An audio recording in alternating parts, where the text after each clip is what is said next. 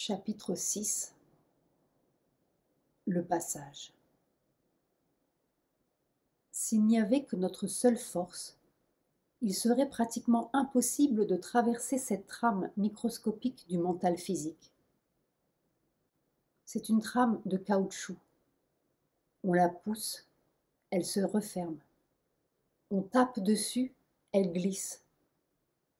On pourrait faire cela pendant des siècles. C'est ce qui assure la stabilité de l'espèce. Mais il se produit un phénomène très intéressant. De temps en temps, pour quelques secondes, les mailles lâchent. Et alors, c'est une formidable invasion. Mais nous disons bien formidable. Et l'on comprend tout de suite pourquoi cela ne dure que quelques secondes. Il faut une adaptation. Si l'on précipite une carpe à 2000 mètres de profondeur, elle est écrabouillée.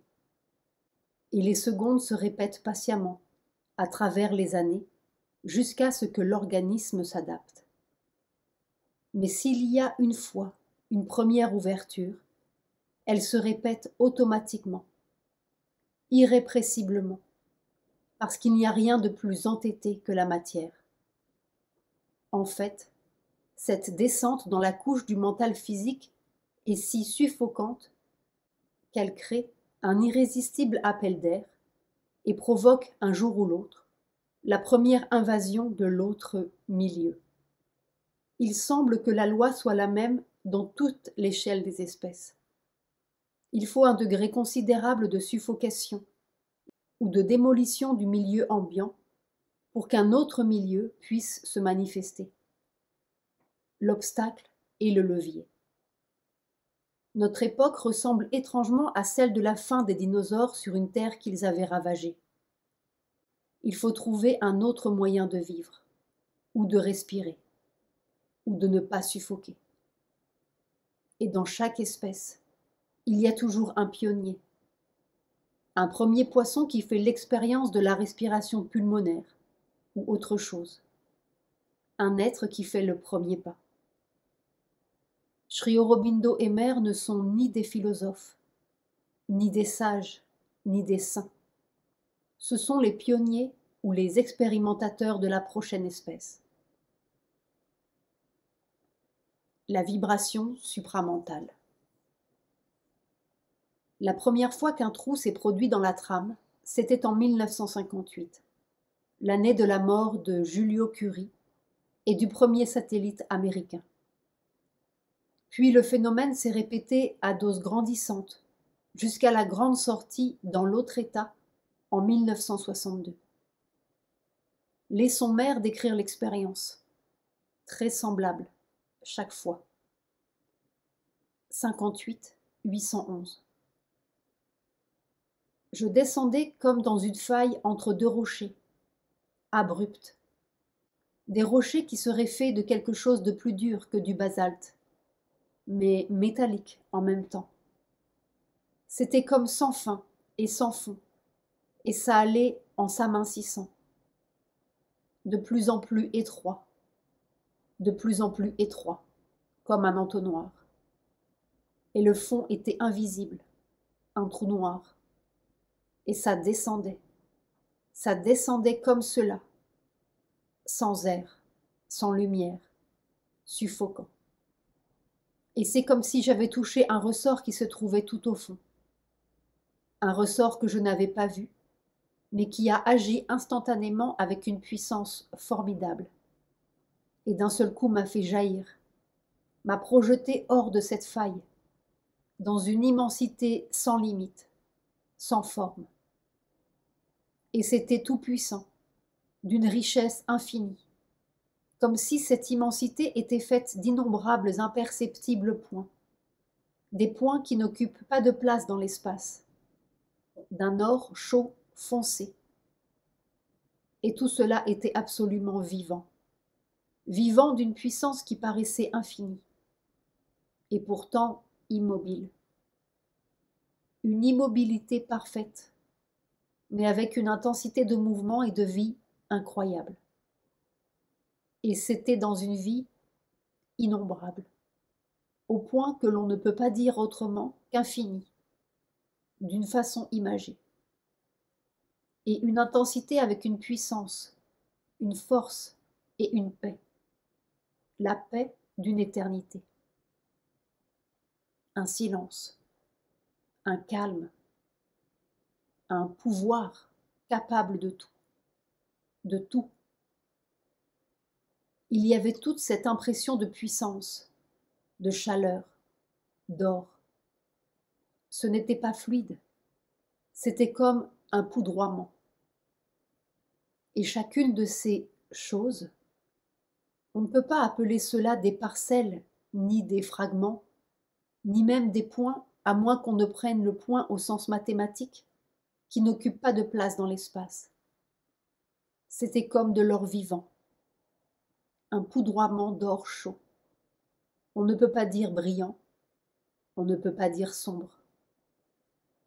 Ce n'était pas non plus de la lumière, une multitude de petits points d'or, rien que cela, et avec une puissance et une chaleur contenues dedans. C'était formidable.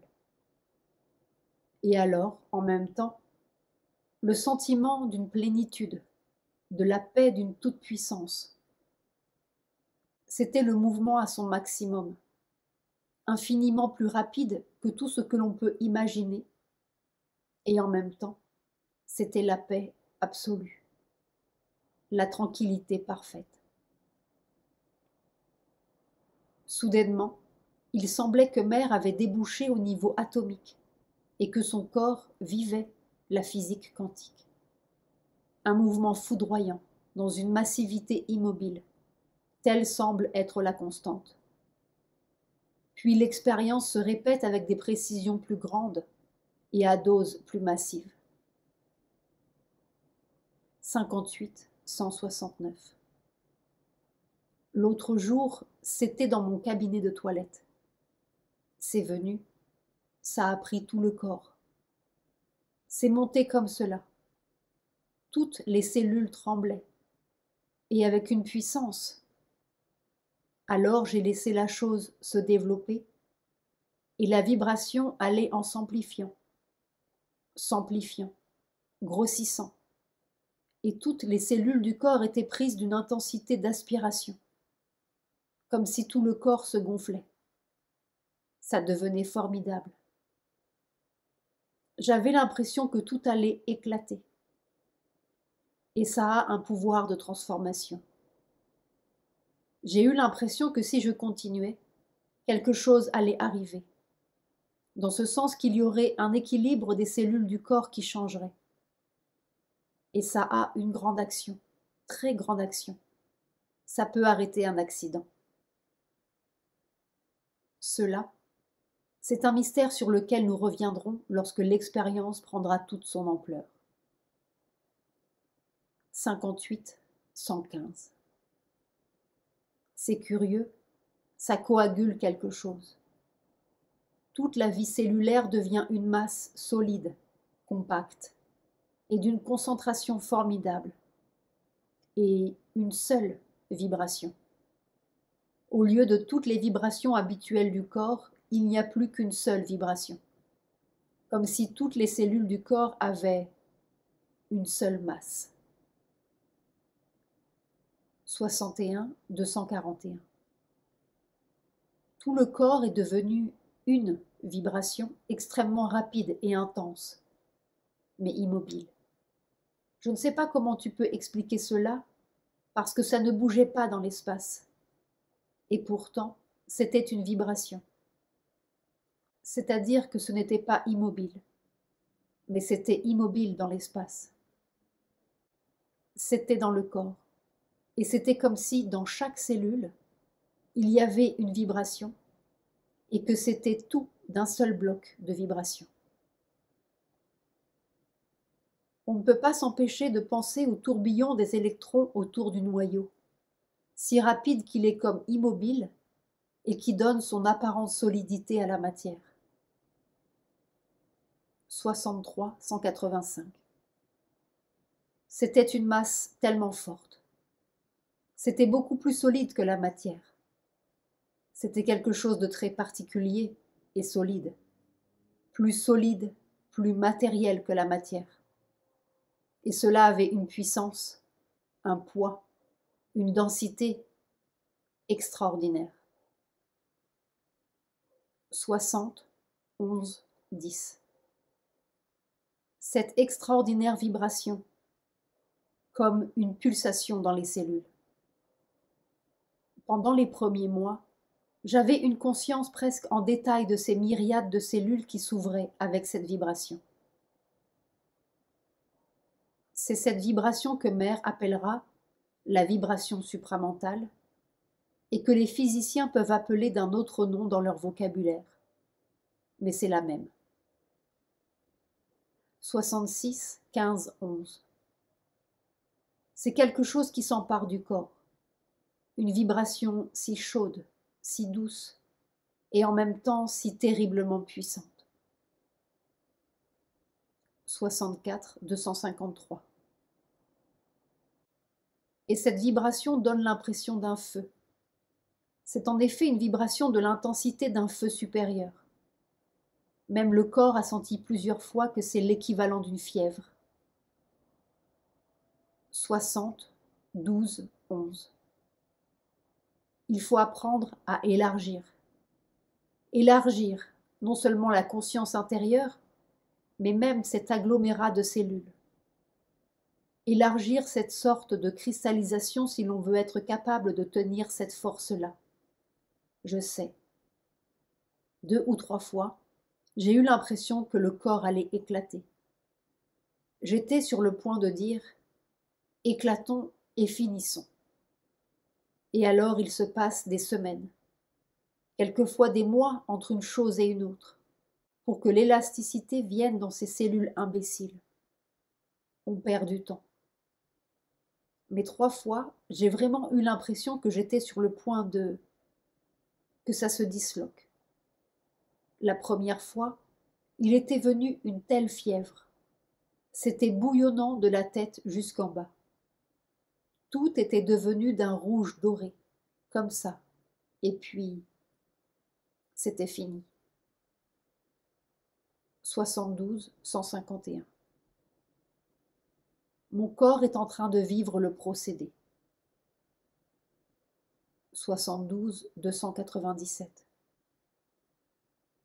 C'est comme pour vous montrer que pour vaincre la mort, il faut être prêt à passer par la mort. Et alors cela vous montre comme si c'était une différence, juste une différence d'attitude. Le corps peut se disloquer ou se transformer, et c'est presque le même procédé. Et encore la trame se referme. 72, 197. Dans le subconscient du corps, il y a une accumulation de défaitisme. Il faut que nous changions ça, absolument. Il faut clarifier le subconscient pour que la nouvelle race puisse venir. C'est bourbeux. C'est plein de défaitisme. La première réaction est défaitiste. Et ça remonte. Il y a une énergie formidable qui est bloquée par ça, par cette ignoble chose. Puis le passage commence à devenir clair. On passe du microscopique au macroscopique, du poudroiement de l'énergie atomique à l'ondulation de l'autre état. 63, 35.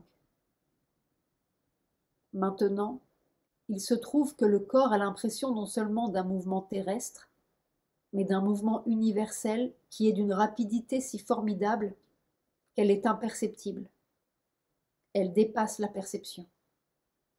C'est comme s'il y avait quelque chose qui ne se meut pas dans un espace, mais qui est à la fois par-delà l'immobilité et par-delà le mouvement, en ce sens que c'est d'une rapidité qui est absolument imperceptible pour tous les sens.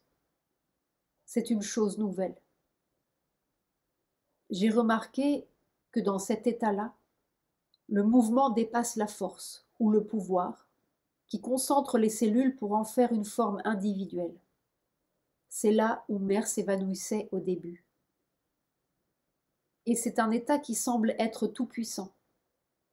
Ce doit être le passage à la chose vraie. Et cela, c'est constant. C'est une chose constante. Passer de ceci à cela, de ceci à cela. Et au point, c'est si fort, qu'il y a une seconde ou une minute, ou enfin un espace quelconque, je ne sais pas, où l'on n'est ni ça, ni ça. Alors on a l'impression qu'il n'y a plus rien. C'est presque instantané. Si ça durait, probablement cela se traduirait par un évanouissement ou je ne sais quoi. Mais c'est constant, de l'un à l'autre, de l'un à l'autre, ça, ça. Et entre ça et ça, il y a un passage. C'est une drôle de vie qui n'est ni ça, ni ça, qui n'est pas le mélange des deux états, qui n'est pas la juxtaposition, qui est comme si les deux fonctionnaient l'un à travers l'autre. Ce doit être intercellulaire, c'est-à-dire que le mélange doit être très microscopique, de surface. On passe à travers les parois du bocal ou à travers le mur des électrons. Et c'est là, dans ce passage, au moment où les deux états semblent fonctionner simultanément, ou l'un à travers l'autre, comme dit Mère, que l'on saisit d'extraordinaires secrets qui seront peut-être bien le conte de fées de la prochaine espèce. Vraiment, nous ne savons pas s'il y a eu un événement plus capital dans toute l'histoire de l'humanité que l'expérience de Sri Aurobindo et de Mère. Nos fissions de l'atome paraissent comme des jeux d'enfants à côté, encore que toutes les découvertes scientifiques nous aient préparés à mieux comprendre l'expérience en cours.